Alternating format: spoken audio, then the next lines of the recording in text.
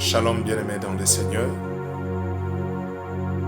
Que la paix du Christ demeure dans vos familles et dans vos maisons. Bien à vous, le docteur Sacré-Cœur de Dieu, de la mission évangélique Sanctuaire du Grand Roi, en sigle Messagro, de RDC Kinshasa. Nous sommes précisément sur la commune d'Ngiringiri, avenue Ngende, numéro 62. Nous prions que le Seigneur ouvre nos esprits pour qu'encore une fois, nous puissions partager ensemble cette pensée sur la découverte. Nous voulons parler d'un sujet qui s'intitule « Découvrir pour faire face ». Et je prie que le Seigneur ouvre notre entendement spirituel pour que nous puissions réellement découvrir des choses qui sont au-delà de notre portée et au-delà de notre entendement. Et enfin que nous puissions savoir comment faire face à cela et que nous puissions décanter beaucoup de choses par rapport à notre vie. Quand on parle de découverte, c'est-à-dire on se lance dans une quête pour comprendre certaines réalités. Et quand on dit faire face, quand on comprend ces réalités, cela nous donne la possibilité d'affronter des réalités que nous découvrons. Je prie que l'Éternel, notre Dieu, nous aide à comprendre beaucoup de choses qui surpassent notre entendement, beaucoup de choses pour lesquelles nous n'avons pas de réponses, beaucoup de choses pour lesquelles nous nous posons autant de questions. Pourquoi ceci? Pourquoi cela? Vous savez, il y a des questions intéressantes dans la Bible, bien-aimée. Le prophète Jérémie dit quelque chose de si important dans son livre. Il dit pourquoi ma souffrance est-elle sans fin et pourquoi ma blessure est-elle inguérissable. C'est le cas de plusieurs personnes encore en ce moment qui se disent pourquoi sa souffrance ne connaît pas de fin et pourquoi sa blessure ne guérit pas. Au travers de cet enseignement, Dieu nous aidera à découvrir beaucoup de choses qui sont à la base des difficultés et des réalités que nous traversons. Nous aimerions entrer dans la profondeur de la souffrance, des causes de souffrance et des difficultés que nous traversons. Et cela nous donnera beaucoup de lumière pour que nous sachions comment sortir aussi de ces choses. Je prie que le Seigneur vous bénisse abondamment et que la grâce divine puisse surabonder au-dessus de nos vies. Je vous souhaite une bonne condition d'écoute et je prie que l'Éternel, notre Dieu, multiplie sa grâce et sa faveur dans nos maisons. Sans plus tarder, je vais prendre un texte. Le texte que je prends, c'est dans le livre d'Ézéchiel, chapitre 16. Je commence au verset 2. La Bible dit « Fils de l'homme, fais connaître à Jérusalem ses abominations. Tu diras, ainsi parle le Seigneur l'Éternel à Jérusalem. Par ton origine et ta naissance, tu es du pays de Canaan. Ton père était un Amoréen et ta mère une Étienne. À ta naissance, au jour où tu naquis, ton nombril n'a pas été coupé. Tu n'as pas été lavé dans l'eau pour être purifié. Tu n'as pas été frotté avec du sel. Et tu n'as pas été enveloppé de linge. Verset 5. Nul n'a porté sur toi un regard de pitié pour te faire une seule de ces choses. Par compassion pour toi, mais tu as été jeté dans le champ le jour de ta naissance, parce qu'on avait horreur de toi. Je m'introduis par cette écriture pour dire c'est la situation de beaucoup de gens parmi nous. J'aime l'introduction qui dit de ces versets, qui dit « Tu diras, ainsi parle le Seigneur, Par ton origine, tu es du pays de Cana. J'aimerais que nous puissions comprendre c'était qui Cana. Cana était le fils de Cham, le petit-fils de Cham. Et on dit, par ton origine, tu es du pays de Cana. Or, Cham, c'est le fils que Noé avait maudit. Et on dit, ton père, c'est un Amoréen et ta mère, une Étienne. Lorsque vous lisez la généalogie après Genèse, vous allez comprendre que Amor aussi, c'est un petit-fils de Cham. Et Etz aussi, c'est un petit-fils toujours de Cham. Donc, vous allez comprendre que et du papa, et du côté papa, et du côté maman, la personne dont on est en train de parler ici est ici de malédiction. Parce qu'il est sorti dans une lignée maudite. Or, nous savons que la malédiction suit de la 3e jusqu'à la 4e génération. Et la Bible dit, par ton origine, tu es du pays de Cana. Cana, fils de Cham, maudit par son père Noé.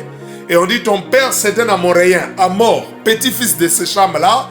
Et Etz, petit-fils aussi de ce même Cham-là. On dit, ta mère, c'est une Étienne. Et j'aime ce que la Bible dit par la suite. On dit, le jour où tu naquis, ton nombril n'a pas été coupé. Le nombril, c'est le cordon. Il y a beaucoup de gens qui vivent, ils se promènent, le médecin a coupé le cordon naturel, mais il y a un cordon invisible spirituel qui n'a pas été coupé. Et c'est ce cordon qui combat sa vie. Je vais vous expliquer les rôles du cordon. Le cordon joue des rôles. Le premier rôle du cordon, le cordon communique entre la mère et l'enfant.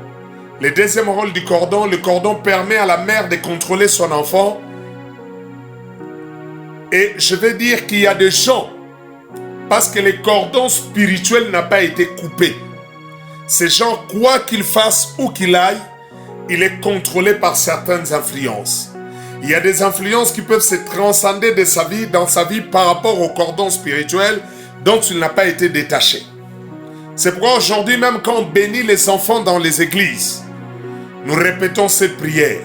De la même manière que le médecin a coupé le cordon naturel, nous sommes en train de détacher les cordons spirituels qui peuvent les lier aux influences héréditaires, aux influences maléfiques de sa famille. Le problème du cordon, c'est un problème sérieux. Il y a pas mal de choses que tu te poses des questions. Comment ces choses atteignent ta vie? Je vais dire à quelqu'un les cordons. Elle est en train de faire le travail. Une mère peut transmettre la nourriture par les cordons à son fils. Elle donne l'oxygène par les cordons à son fils. Et de même, les cordons spirituels répercutent en nous les conséquences des hérédités maléfiques spirituelles qui passent par les cordons spirituels et qui sont en train de sombrer la vie de beaucoup de gens. Nous parlons de la découverte, découvrir pour faire face. Et là, je veux que quelqu'un me comprenne très bien. Beaucoup de gens souffrent à cause du cordon spirituel qui n'a pas été détaché. C'est pourquoi la Bible dit, lorsque tu naquis, ton nombril n'a pas été coupé. Et ici, on s'adresse à une nation. Comment une nation peut se promener avec un nombril attaché? Donc, c'est que ce nombril n'est pas naturel, elle est spirituel. On s'adresse à une grande personne. Jamais une grande personne comme moi peut continuer à marcher avec les cordons attachés à sa mère. Donc, il y a l'affaire du cordon spirituel. Le nombril spirituel qui rattache nos vies à des influences qui nous viennent de famille et qui compliquent notre parcours et qui compliquent notre destinée. Il y a pas mal de questions qu'on se pose. Pourquoi dans cette famille, il n'y a même pas une seule personne qui a élevé la tête? Tous vivent sous le bas de l'échelle. Une médiocrité qui ne dit pas son nom. Une calamité qui ne dit pas son nom. Vous sentez que les choses sont tellement compliquées. Ils vivent la misère à un niveau ou à une dimension. On ne sait pas comprendre qu'est-ce qui se passe avec cette famille. Des fois, on se pose la question. Pourquoi ils ont un problème de mariage dans cette famille? Ceux qui ont réussi à se marier ont des problèmes de conception pour avoir des enfants. Ceux qui ne sont pas mariés, qu'on a engrossé facilement, ce sont eux qui mettent au monde facilement. Il y a des questions qui chapeautent notre esprit autour de beaucoup de phénomènes bizarres qu'il y a dans la vie. On se pose la question, pourquoi personne n'a réussi dans les études dans cette famille? Même celui sur qui on espérait, juste au moment où il devait finir ses études, il a eu un problème visuel. Il a eu un problème des yeux. Et vous allez comprendre que derrière tout ça, il se cache des réalités, des fois qu'on ne sait pas comprendre ou expliquer de manière plus claire. Vous posez des questions, pourquoi dans cette famille, ils ont un problème de mort subite. Ils meurent de manière brutale sans toutefois tomber malade. Vous posez des fois la question, pourquoi dans cette famille, ils ont un problème de maternité. C'est-à-dire, l'accouchement chez eux, c'est tout un problème. Pourquoi ils font des morts-nés? Vous posez la question, pourquoi ces gens en fait, les choses peuvent bien aller, mais ils ont un problème des échecs au bord de la victoire.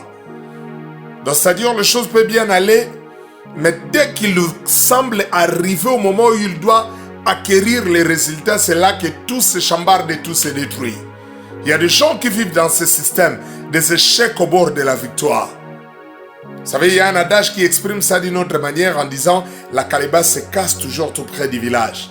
Il va bien évoluer, mais arriver juste à un niveau où il attend les résultats. Il a beaucoup souffert avec un homme dans sa vie, mais quand cet homme réussit, ce n'est pas lui qui bénéficie, c'est une autre femme qui vient bénéficier. Il a souffert avec une entreprise et on lui promettait même, on dit, toi vraiment la manière dont tu as travaillé, quand les choses seront là, toi tu seras bien placé. Mais quand l'entreprise reçoit le financement, lui qui a beaucoup souffert est écarté et ce sont les autres qui bénéficient. Vous posez la question, pourquoi la nuit il ne dort pas? Pourquoi le mariage ne tient pas dans sa vie? Il est dérangé par des esprits sikib et ankib la nuit. Vous vous demandez pourquoi les fantasmes, mari de nuit, femme de nuit, tous ces phénomènes. Des fois, on n'arrive pas exactement à expliquer ces choses. On ne comprend pas les pourquoi de ces choses. Je crois qu'au travers de cet enseignement sur la découverte, ça va nous donner autant de réponses. Tu as déjà eu comme impression, c'est comme si les mauvaises choses ne faisaient que localiser ta vie. Tu te dis, quand les autres font, c'est bien, mais quand seulement c'est à ton tour, c'est là que les choses se dégénèrent. C'est là que les choses s'arrêtent, c'est là que les choses s'abîment. Je prie que tu suives cet enseignement avec beaucoup d'attention. Tu auras des réponses sur beaucoup de choses. La Bible dit, par ton origine, tu es du pays de Cana. Ton père s'est un Amoréen, ta mère une Étienne. Le jour où tu naquis, ton nombril n'a pas été coupé. Et beaucoup de gens souffrent à cause du nombril spirituel, qui rattrape encore et qui se rattache à la vie de beaucoup de gens. Et cela leur cause des ennuis et pas mal de problèmes. Mais vous savez, pour aborder cette question de découverte, on va rentrer un peu dans les Écritures. Et vous allez comprendre que dans la Bible, les hommes de la Bible, quand il fallait traiter des questions pareilles, ils posaient toujours des questions qui les aidaient à découvrir la cause de certaines difficultés. Le premier texte que je prends, c'est Jean chapitre 9, versets 1 et 2. La Bible dit, Jésus vit en passant avec ses disciples un aveugle de naissance. Et ses disciples lui firent cette question. Maître, qui veut dire rabbi, cet homme est né aveugle qui a péché, lui ou ses parents? Les disciples ont voulu savoir pourquoi cet homme était dans cette situation. Est-ce que c'était lui ou ses parents? Ils ont énuméré des causes. Ils ont dit, est-ce lui-même comme cause de sa souffrance ou ce sont ses parents qui sont la cause de sa souffrance? Et j'aime quand Jésus parle, il répond, il énumère une troisième cause. Il dit non, il y a des gens qui sont comme ça. Des fois, ce n'est pas lui ou ses parents, mais des fois, c'est pour que les œuvres de Dieu soient manifestées. La troisième des causes que Jésus énumère, c'est Dieu, qui fait certaines choses pareilles pour que ces œuvres soient manifestées en plein jour. Nous prenons ces trois causes, nous gardons, qui peuvent être les dérivés des difficultés et des souffrances dans la vie des gens. Mais pour que les disciples arrivent à en arriver là, ils ont posé des questions de découverte. Ils voulaient comprendre la situation de cet homme. Donc la question qu'ils sont en train de poser n'est pas simplement une question, mais c'est une enquête, c'est une investigation sur la vie de la personne. Ils voulaient comprendre pourquoi la personne vit une telle situation. Qu'est-ce qui est à la base, en d'autres termes. Plus loin, lorsque nous essayons d'analyser Matthieu chapitre 13, versets 24 à 28, la Bible dit, un maître du champ louait des serviteurs qu'il a engagés sur son champ. Et la Bible dit, pendant que ils ont cultivé les champs, ils ont planté la bonne semence, et pendant que tout le monde dormait, l'ennemi est venu planter l'ivraie.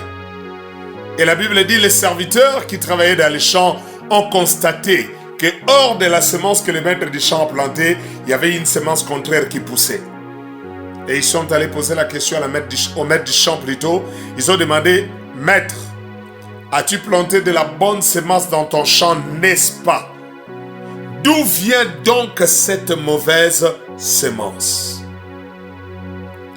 Et les serviteurs, le maître du champ leur répond, il dit, c'est un ennemi qui a fait cela. Lorsqu'on dormait, notre ennemi était venu planter sa semence. On nous donne une quatrième cause, que des fois l'ennemi, l'adversaire, vient aussi planter des semences maléfiques. Dans la barque de Jonas,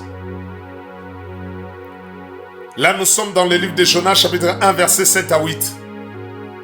La Bible dit, ceux qui étaient dans la barque de Jonas, menacés par les flots et les tempêtes, ont posé une question de découverte. Ils se sont demandé qui ou qu'est-ce qui nous attire ces malheurs. Je vais dire à quelqu'un, si tu ne sais pas poser des questions de découverte, tu ne comprendras jamais les réalités que tu vis, d'où est-ce que ça dérive et d'où est-ce que ça vient. Il voulait savoir la cause de ces malheurs parce qu'il se disait, rien ne peut arriver au hasard ou par altruisme. Certainement, il y a quelque chose qui soit à la base de la situation que nous sommes en train de vivre. Et c'est comme ça qu'ils ont posé la question, qui ou qu'est-ce qui nous attire ces malheurs? Et lorsque les capitaines du bateau, attirés au sort, le sort tombe chez Jonas, ils ont compris que c'était Jonas la cause de leur malheur. De leur malheur. Voilà pourquoi ces questions de découverte vont nous aider dans cet enseignement à découvrir les causes des difficultés et des souffrances qui menacent notre vie et qui compliquent notre destinée. En guise d'introduction, j'aimerais dire à quelqu'un, aucune souffrance n'est tombe du ciel, aucune souffrance n'est l'effet du hasard. Il y a toujours une cause, il y a toujours une voie qui conduit l'homme à la souffrance. Dans le livre d'Amos, chapitre 3, versets 3 à 4, l'Écriture dit, « Les lions rugit-il dans la forêt s'il n'a pas vu une proie à dévorer ?» La réponse serait « impossible ». Et Amos continue en disant, « Les lionceaux poussent-ils des cris au fond de leur tanière s'ils n'ont pas fait une capture ?» La réponse serait « impossible ». Amos renchérit en disant, « L'oiseau tombe-t-il dans le filet qui est à terre sans que quelque chose puisse l'attirer? » La réponse serait impossible. Et Amos conclut en disant, est-ce que le piège se renferme-t-il s'il n'y a rien de pris à l'intérieur? La réponse serait impossible. Je reviens à un adage congolais qui dit, il n'y a pas de fumée sans feu. Je reviens encore à un adage congolais qui dit, l'eau ne bouge pas pour rien. Lorsque l'eau bouge, c'est que quelque chose y est tombé. Lorsqu'il y a une fumée, c'est qu'il y a un feu quelque part. Et là, je suis en train de vous amener à comprendre une chose, qu'il arrive des moments où il y a certaines choses qui nous arrivent, comme Amos l'a dit, nous ne voyons rien, mais il y a des vérités cachées derrière. Il y a des choses cachées, des choses voilées. C'est pourquoi Dieu dit dans Jérémie 33:3, « Invoque-moi, je te répondrai. Je t'annoncerai des choses cachées, des choses que tu ne connais pas. » Je vais dire à quelqu'un, il y a des choses cachées, des choses que tu ignores. Parce que Dieu ne peut pas mentir. Quand il dit, je t'annoncerai des choses cachées, des choses que tu ne connais pas, c'est parce que Dieu sait qu'il y a des choses cachées. Il y a des réalités cachées, des choses que nous ignorons. Et la plupart de ces choses cachées, ce sont des choses qui nous troublent. Ce sont des choses qui compliquent notre vie.